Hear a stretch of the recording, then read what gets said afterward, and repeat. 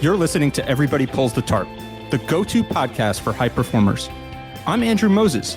Each week, you'll hear my thought-provoking conversations with Olympians, pro athletes, CEOs, elite coaches, best-selling authors, and other high performers to uncover their secrets to success.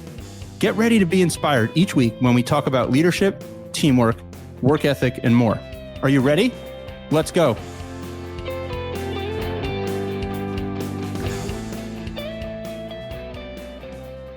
Hi, everyone. This week, my guest is Kansas State University men's basketball head coach Jerome Tang. Before joining Kansas State earlier this year, in March of 2022, Jerome spent 19 seasons with Baylor as an assistant and associate head coach. He helped lead Baylor to an NCAA National Championship in 2021 and 2 consecutive Big 12 regular season titles in 2021 and 2022. As you will hear in our conversation, Jerome's story is one of relentless determination, a can-do spirit, and a commitment above all else to serve others. One of my favorite stories Jerome shared is from back when he was interviewing to be an assistant at Baylor. Baylor head coach Scott Drew invited himself over for dinner at Jerome's house. At the time, Jerome and his wife were struggling to make ends meet and had just $10.81 to their name. And they weren't exactly sure how they'd get a meal on the table. But that relentless determination and can-do spirit kicked in. Jerome and his wife scrounged up some ribs and pulled together a meal. Jerome eventually got the job, and everything that has happened since is truly remarkable. Our conversation is filled with timeless lessons that will help you personally and professionally. I'm already putting many of Jerome's lessons to work myself. Grab a pen and a notebook. I promise you, this one is absolutely jam-packed. So let's pull the tarp and get straight to Jerome Tang. What have the last few months been like at K-State? The word whirlwind has been used multiple times, and it has been, but it's been a very joyful whirlwind. I remind myself every time things get going a little crazy that I prayed for this. This is something I prayed for. And so I'm very thankful for this opportunity and blessed to be with the staff that I have and the people that I'm living life with right now. What an incredible opportunity. I want to start by going backpedaling in your career a little bit and talking about the time at Baylor and the circumstances that led to your arrival at Baylor. I read a story when you were hired at Baylor, you were struggling to make ends meet, you and your wife, and you had a dinner with the head coach at Baylor, and you didn't even know how you were going to get a dinner on the table. You had $10.81 to your name, and you scrounged up a few ribs. Tell me about that dinner, and specifically in that moment, what led you to believe that Baylor was the right place for you to take the next step in your career? Man, I've always been a guy who I firmly believe that the steps of a righteous man are ordered of the Lord, and it wasn't something that I went looking for, but God connected the dots and brought it to that point. When I had to tell my wife that Scott Drew was coming to the house, like she didn't know that I went to Waco and spoke with him and the staff, and then I had to tell her now this was going to happen, and he was coming to the house, and she's a pull the tarp person, right? And her both hands are on, and whatever it is that we want to do together, she's all in on. And so we just scrounged up what we had and put together a meal. And, it wasn't the meal, but it was Scott saying, Scott's dad had told him, if you have dinner at a man's house, you'll find out everything you need to know about him. And coach coming into my home at the time, and, my mother-in-law showed up, and, my son was 2 and got a spanking, and, we ate some ribs, and, but it was him seeing who we were as people and just the champ that my wife is. And I know that's what sold Scott on us, was because, he saw what a great recruiter I was because he saw my wife. What a great point. He could see exactly what type of recruiter you were. I love that story, Coach. And obviously you get to Baylor as an assistant, and you're part of a massive rebuild at Baylor, coming there, during very difficult circumstances for Baylor. The program is rebuilding. How did you begin to sell the program to recruits and their parents and the community? did you just inherently believe? How did you sell the program at that point? Because it was an uphill battle. Well, I always believe that wherever I'm at, it's the best place in the world. And when I was at Heritage Christian, the Christian private school, and I was the youth pastor at the church, I didn't think that there was a better place for any young person to be. With the people that were there and the nurturing environment and how we loved guys and young people and helped them get better on and off the court. And so nobody could convince me that there was a better place for someone to go to. And when I got to Baylor, I didn't believe that there was a better program for anyone to be involved in because of the people that we had and the environment that was there. And, when you're passionate and you really believe in something, it's not hard to sell it or for people to realize it. And obviously not everybody jumped on board initially, but, over the years, the results proved themselves. And that's exactly what we're going to do here at Kansas State. I firmly believe this is the best place in the world for any young man to be in. I've got the best staff in America, and this environment that we have is just unbelievable to be a part of. And I want people around me that believe that they believe that there's no place better that they would want to be. Besides talent on the floor, what are you looking for on the recruiting trail? I want guys who are really addicted to the game of basketball. Like they can't live without it. And guys who have a chip on their shoulder, like they feel like they've been overlooked. And that's who I am. I am super passionate about the game of basketball, and my gift is ministry.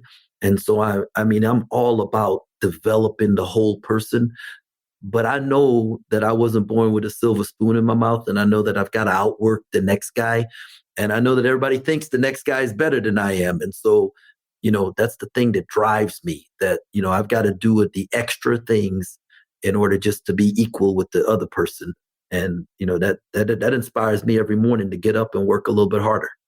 Where do you think that comes from, Coach? Is that something that you think you were born with, that was instilled in you by your parents, that you developed over time? Where does that work ethic come from? And definitely my parents. My dad was an orphan. His father passed away when he was really young, grew up in an orphanage and then got out and made his way. My mom, same thing, both immigrants from Trinidad that became U.S. citizens and never flinched, didn't look at their situation. They saw everything as an opportunity.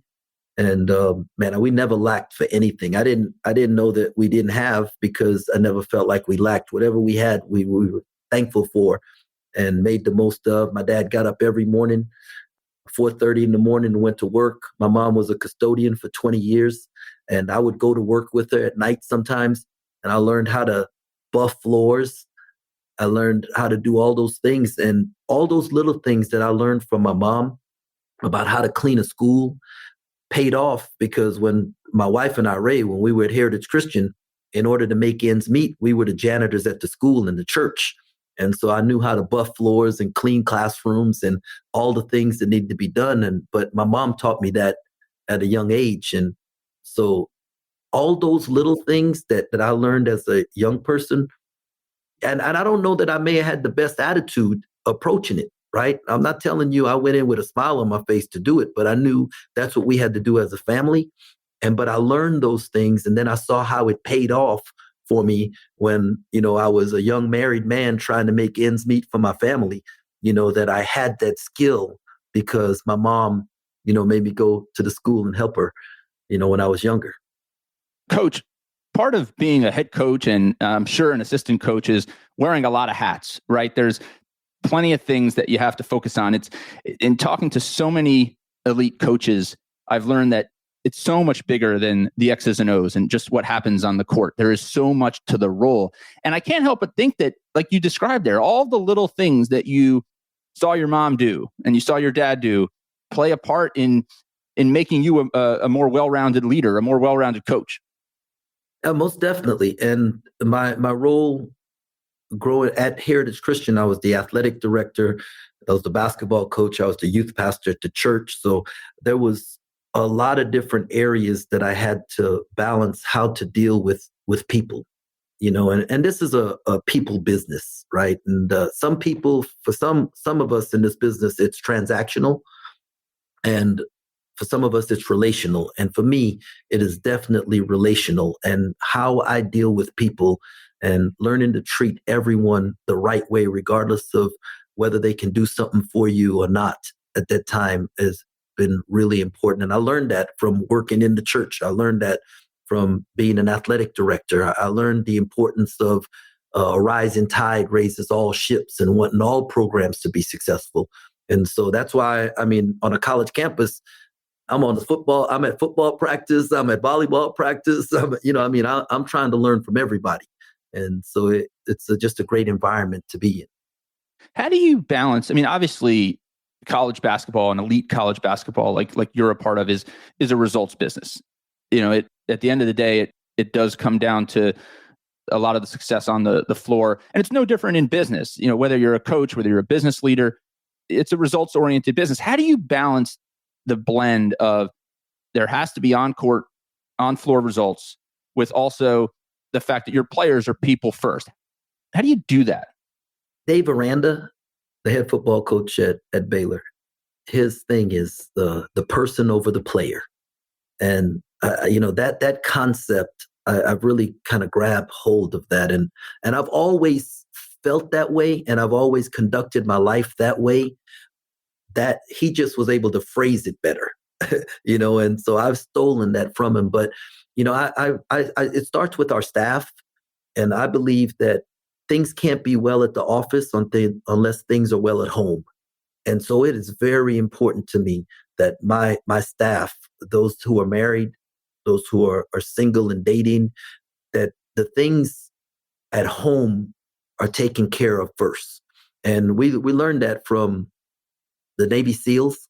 Before they ever go on a mission, they get together and talk about everything that's going on at home. If there's a bill that needs to be paid, if there's something that's going wrong, they take care of all of that, so that when they go on the mission, their mind never wanders about something that needs to be done back at the house.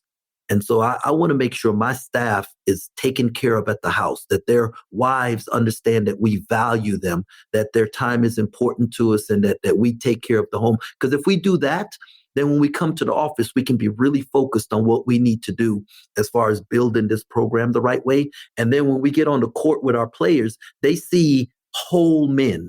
They see men who handle things the right way, and then they can emulate that. And I believe if you have that process in place, the results will take care of itself.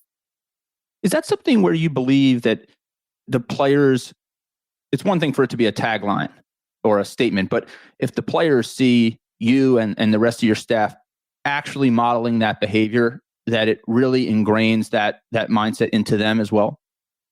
Yeah, most definitely. Everyone talks about family, right? Oh, we're a family. But if they're never around our family, or if we are never around our own family, what does that mean? What does family really mean?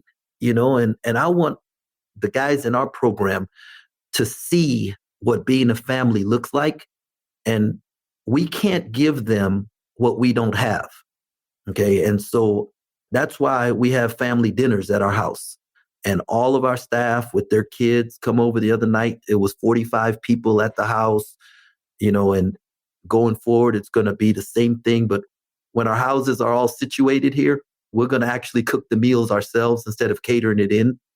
And I want them to see how I interact with my wife and my kids, and how my staff, how they interact with their wives and their kids. And because I want our guys, our responsibility as leaders is to develop men who are going to become great husbands and great fathers. And it doesn't matter if they become great basketball players. If they don't get those two things, then we're failing our community and our society. Coach, I'm curious, when you sit your team down, and you're alluding to, I think, some of these right here, what are the minimum standards? You have to do this. This is a standard in our program. You're alluding to some. Are there others that just emanate through the entire K-State program, a Jerome Tang program? A Jerome Tang program, we have 3 non-negotiables, okay? And one is that we're going to be on time. And For me, the definition of early is on time is late, and late is unacceptable. And that goes all through life, because if you're late to an appointment, you're telling that person you don't respect their time. And time is the only thing that we can't get back.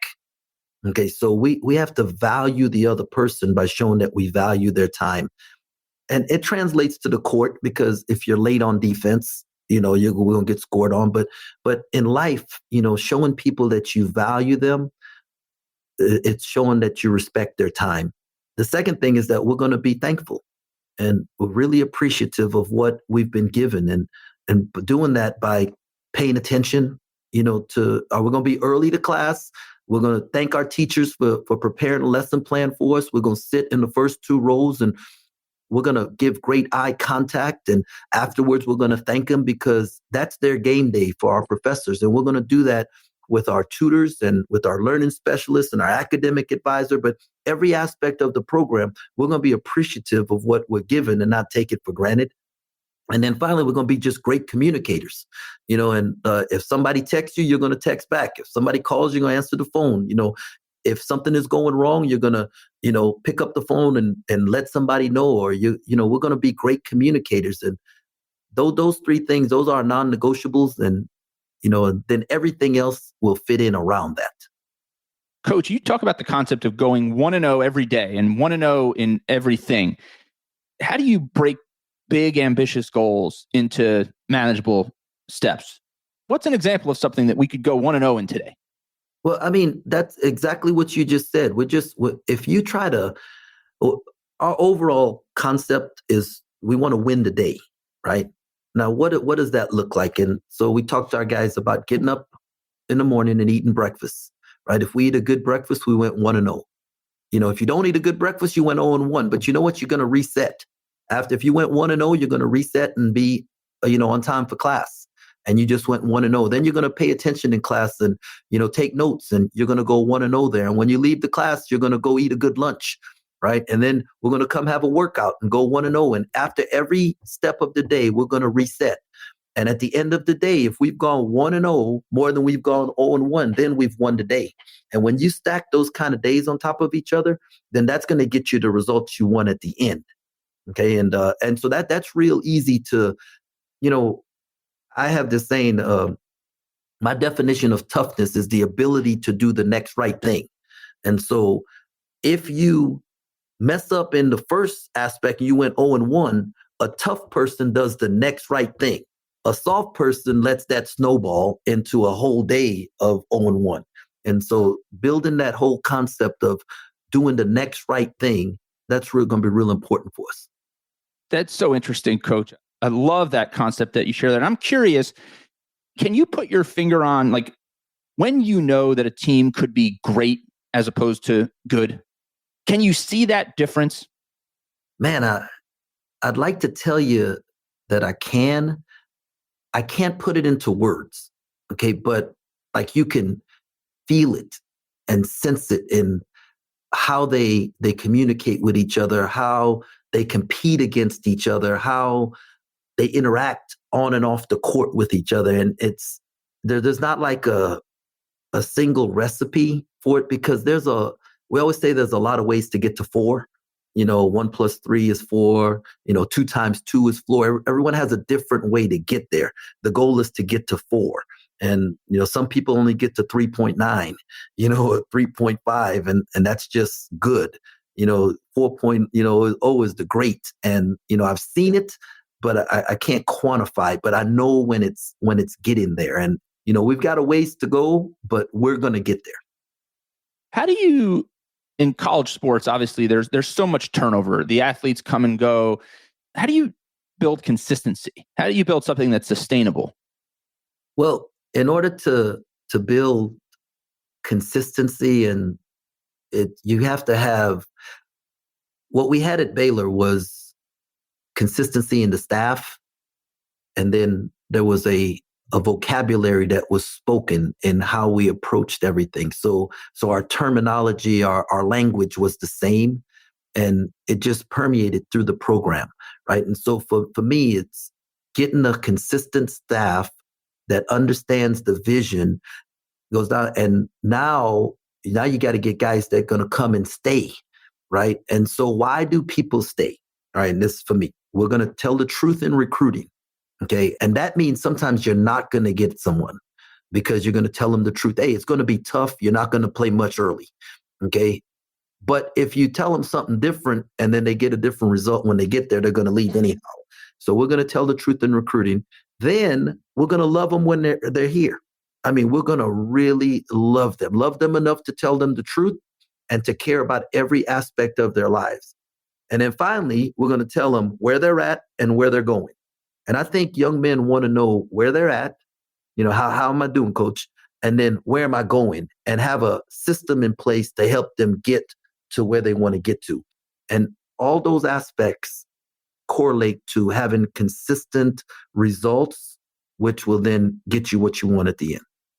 How do you tailor the approach to the different personalities and the different types of people? I mean, everybody comes as an individual, but they're part of a team. How do you do that? No, that's really good. We use the DISC assessment. It really tells you like the personality of your players and how to communicate with them, right? Now, is the standards going to remain the same, right? The result that we want is going to remain the same, but the message how we deliver the message to an individual is going to be different. Some people understand numbers. Some people understand passion. Some people understand pictures. Some people have to write it and read it, but the message will be the same. The delivery of the message will be the way the young person can best assess that information. And how do you create an environment, coach, where a bunch of individuals who may have individual aspirations, right? They may want to go to the league. They may have an idea as to how much they should play. How do you get a group of individuals to care more about the name on the front of the jersey than they do on the back? That's really I think about this all the time, especially when you think about like NBA teams, right? NBA teams, you have 15 guys and they're all their own businesses and they're all pursuing the same thing. And they're pulling from the same pot of whatever, but yet you want them to work together when as an individual business, it might be better for them not to. Well, with NIL, the portal, everything that's been thrown into college basketball now, we are pretty much an NBA franchise. We are a professional franchise with 13 different businesses who all want the same thing, right? The pot that's out there for whether it's NIL, playing time, shots, whatever it is, interviews after the game, who gets to talk to Holly Rowe or Chris Budden after the game, they all want that, and how do you get them all on the same page? And I believe that you got to create a narrative, a picture. You have to get guys to understand that what they're doing is for something bigger than themselves. And that's why for our guys, it's about sharing their stories. And we're going to spend a lot of time of each guy getting to know the other guy and why they do what they do. And I think at the end of the day, what we find out is people's why is never themselves. It's never really the money. It's never really the fame. Really, it's about either mom or dad back home or grandma who helped raise them or someone who invested in their lives. So we all do what we do, usually for someone else. And we're willing to do things for other people that we're not willing to do for ourselves. And so if I can get these guys to understand that what they're doing is for somebody else and really embrace that. And I don't want them to not play for the name on the back. That name on the back is really important. That's who they are. That's their history, their heritage. That's who they are. I just want the name on the back of somebody else's jersey to mean as much to them as the name on the back of their own. And if we can do that, then we can all come together and play for the name on the front. Coach, I have had an absolutely fantastic time talking to you. Before I let you go, I just want to know if someone's out there listening and they're thinking about getting into coaching or they're thinking about getting into leadership in any industry, what would your advice be? Well, I think we're all leaders, right? There's not a get into. You are a leader wherever you're at, and you're either leading in one direction or the other. And so I would say choose to impact lives for the best, right? Think about others a little bit more than you think about yourself. I'm not telling you to think less of yourself. I'm telling you just to consider the other person a little bit more. And when we invest in other people, there's no greater joy than watching them have success. I mean, it's like, as a parent, watching my kids open presents on Christmas Day is a whole lot more fun than me opening my own present. And I think it's like that in life. When we watch and we truly can celebrate other people's success and help other people achieve success, we gain so much more from that. And leadership is about influence. And if you can influence someone to live a better life, to have a better experience, I mean, there's nothing greater than that. Coach, there is no question. You are a tarp puller through and through in every definition of the everybody pulls the tarp mindset. Thank you so much for spending a few minutes with me this week. I can't wait to root on K-State and see what's next in store for your career. Thank you, Coach Tang, for spending some time with me. Man, thank you very much for having me. This has been a pleasure, and go Cats. Go Cats. Thank you for joining me this week. Be sure to subscribe in your favorite podcast app so you can catch all of our upcoming episodes. And if you are like me and want a world full of tarp pullers, then leave a review to help others find us. You can also follow me on Twitter at Andrew H. Moses. That's Andrew H. Moses. And be sure to sign up for my email newsletter at everybodypullsthetarp.com/newsletter. I'll share tips and insights to help you achieve maximum success and happiness. Today is a great day to pull the tarp. I am rooting for you. See you next time.